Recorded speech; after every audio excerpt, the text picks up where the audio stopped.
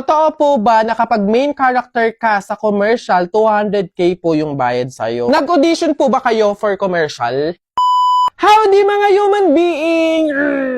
So ngayon is magkakaroon tayo ng question and answer about sa experience ko sa naging TV commercial ko. Nag-comment ako, sabi ko, kung naku-curious kayo, meron kayong mga question about sa TV commercial, sa mga ganap sa TV commercial, mag-comment kayo tapos sasagutin ko. And yun yung gagawin natin ngayon. I'm so happy kasi yung mga ina-upload ko mga short vlog, yung mga behind the scene, ang gaganda ng mga views, ng mga likes, shares. Gaya nitong behind the scene na in-upload ko, 10 million views siya. Thank you so much! Sagutin na natin! First question. Nag-audition po ba kayo for commercial? Hindi po, ate!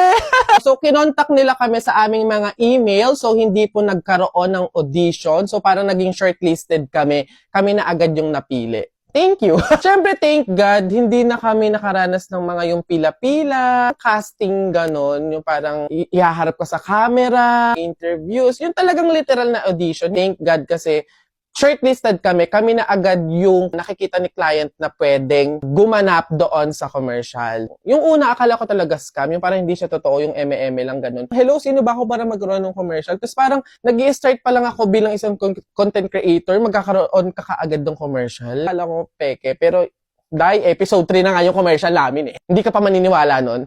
Email nila agad sa amin, nanghihingi na sila ng rate. Kung magkano yung magiging payment, ganun, kasi magkakaroon daw kami ng commercial. Sabi ko, ha? Paano to? Hindi ko alam. Next question. Nainganyo din ako sa tanong na to eh. Sabi, paano hindi naririnig yung boses ng director sa final cut pero nagsasalita na during sa shooting? Like for example, madami kasing pangyayari na parang iniinom ko. Tapos sinasabi ng director, feel mo pa, ganyan, more effort pa. Tapos hindi naman naririnig dun sa mismong commercial. Yun din yung hindi ko alam. Hindi ko din alam kung paano. Siguro, connect yung audio tapos meron silang ginagamit para ma-silent si director or yung iba pang staff doon. Ang ipo-focus lang is yung kung sino lang yung gusto nilang i-focus na audio. Gets mo ba? Hindi ko din alam eh, pero feeling ko ganun yun. Gaya nitong clip na to, action na pero nagsasalita si direct. Switch and action! 1001 and go! 1004, 1005, go! Yeah! Cut! Beautiful playback! Sa mismong commercial, bakit hindi siya naririnig ganun? Siguro sina-silent nga, na-edit yun. Ano ba? Hindi ko alam. Next question, iniinom nyo po ba talaga yon? Yes, iniinom po namin and nakapag-post na ako ng clip na iniinom po talaga namin yung Iced Tea or yung Nestea. Siyempre, kaya nga commercial, kailangan matikman mo din talaga yun. Nag-commercial ka, hindi mo man lang alam kung anong lasa nung pinopromote mo or ini-endorse mo or talagang balde-balding ihi na talaga yung iniihi namin sa set. Nakakailang take, parang 10 to 15 ata na glasses yung naiinom ko ng Nestea.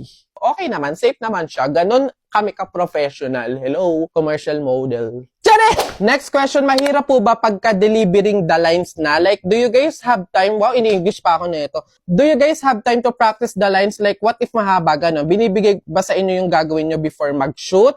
So, nagkakaroon kami ng workshop. 2 days before the shooting day, nagkakaroon kami ng workshop. Doon pinapakita sa amin yung storyboard na tinatawag. Andun yung mga pictures kung ano yung mga i-act namin. Like, for example, yung pag-inom sa part na to, yung pagkain sa part na to, yung pag-deliver ng lines, andoon lahat sa storyboard, pati mga lines. Yung mga script, andun na sa storyboard. Pagdating na ng shooting day, hindi na kami kinakabahan. Andun na yung confident namin na alam na namin yung gagawin. Pero, pinapractice na lang namin is yung actual na. Ano yung mga pwede pa namin i-add, ano pa yung mga pwedeng emotions na gagawin sa lines na to. Gets nyo ba? Kung hindi, hindi.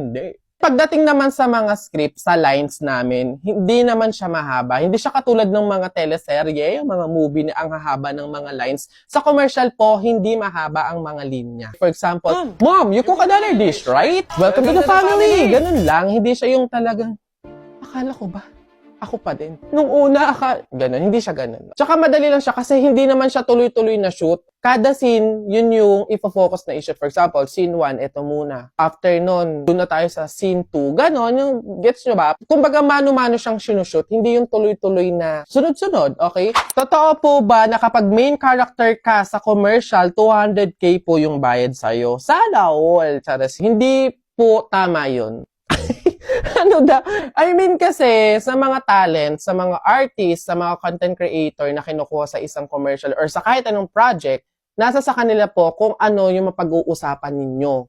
Kung ano yung rate ni talent, titignan kung matatanggap yon ni agency or ni client. Gets nyo? Hindi 200k, hindi 300k, hindi, kahit anong presyo man yan, nasa sa pag-uusap yan ni agency, ni client, at ni talent. Hindi siya yung talagang specific na pag main character ka, auto 200k, ganun. Nasa na yun? Hindi ko makita yung question na paano daw kami hindi natatawa kapag action na or kapag nag-shooting. Kasi ang dami doon nakaharap na tao, so paano ka, hindi ka naiilang, hindi ka natatawa, or parang hindi ka nahihiya. Ang laking tulong nung workshop talaga. Yung sinasabi ko na parang bago mag-shooting day, meron kaming workshop na ginagawa. Andoon kasi lahat nga. So malaking bagay yun kasi alam mo na yung gagawin eh. Alam mo na yung lines na sasabihin eh. Kasi nailatag na sa inyong mga talent eh. Pag andun ka na sa mismong shooting day, wala. Ang gagawin mo na lang talaga is gawin. I-act mo siya. Ganun. And hanggat maaari, andun yung pagka-professional mo talaga. Tapos, syempre, hindi ka pwede magpatawa-tawa, magpabaliw-baliw doon. Oo,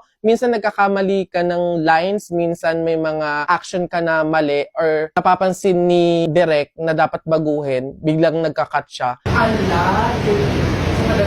Again. Hanggat maaari, hindi palaging mali. Kumbaga, ikaw yung nagkakos ng delay, hindi pwedeng ganun. Dapat talagang magaling ka kasi patunayan mo na deserving ka na kinuha ka nila. Yun yung mindset ko naman. So, syempre, ewan ko sa ibang talent. Pero sa akin, ang mindset ko, palaging galingan mo. Hindi ka pwedeng mahiya. Dapat andun yung confidence mo. And talagang ipakita mo na hindi sila nagkamali sa'yo. Pwede ba pogi dyan? Natanggap nga ako eh. Di pwede yung pogi.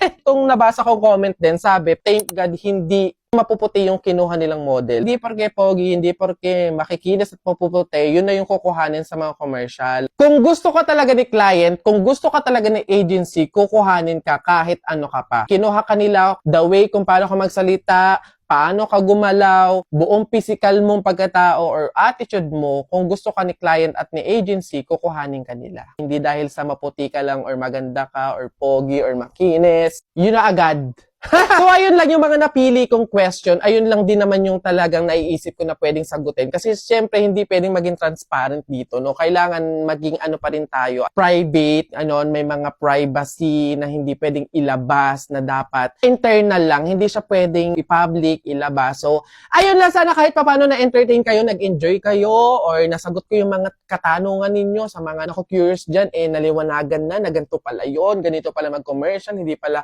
ganun kadali, mahirap pala ito. Siyempre gusto kong pasalamatan yung mga talagang nababasa kong comment na mga nagbibigay ng compliment sa akin na ang galing daw, very expressive daw ako, ang professional, ang successful daw ng commercial, very entertaining daw yung commercial, ang galing ko daw actor, hindi naman ako actor. Pero siyempre na-appreciate ko pa din yung mga ganon. So thank you so much sa inyo.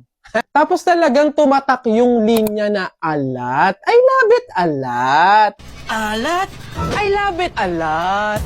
Ang dami ko din kasi talaga nakikitang comment na, ay, ganyan pala yung commercial, hindi pala ganun kadali. Ay, ganito pala yun. Na-realize nila na hindi talaga ganun kadali gumawa ng commercial. Halos buong araw. Tapos lalabas lang sa atin 15 to 30 seconds. Tapos i-skip nyo lang. Ganun yung nakikita ko sa mga comment. And ang positive sa akin noon, na-appreciate ko yung mga ganung klase ng feedback kasi bawat detalye napapansin nila dun sa commercial. Dahil dun sa behind the scene. Dami nilang natututunan and nare-realize nung nag-post ako ng mga behind the scene. Ang sarap na sa feeling kasi naipakita ko yung trabaho ng mga nagko-commercial na hindi talaga ganun kadali. Na buong araw yung sinushoot, lalabas lang sa public ng 15 to 30 seconds. Pero ganun siya katagal sinut. Kumbaga yung nakikita nyo shooting ng mga series, ng mga movies, ganun din po sa commercial. Ganun din yung production. Okay, yung mga lightings, yung mga props. Same na same lang din sa mga napapanood nating movie or teleserye sa TV. Ang galing, na-affect talaga yung mga viewers. Nagiging effective talaga yung nasty commercial na ginagawa ngayon. Paano ko nasabi? Hello, trending lang naman yung commercial. Wah!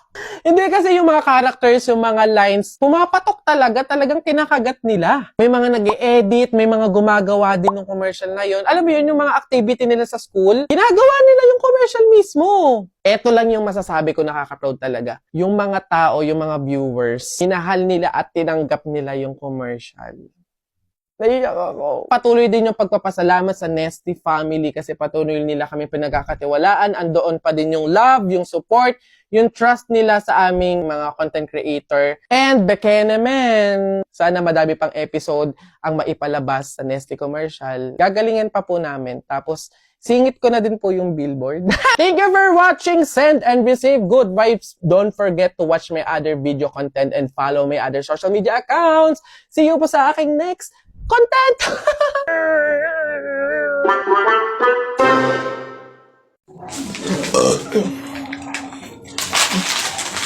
Ilan ba nakuha ko? 1, 2, 3, 4. Ah, madami pala. Kalang konti na po. Masarap yung kape, pero kailangan ko ng ibang drink, syempre. Kaya, buti nakakuha ko din. Ay, shucks! Hindi grapes yung nakuha ko. Ba yun? Okay na nga yun.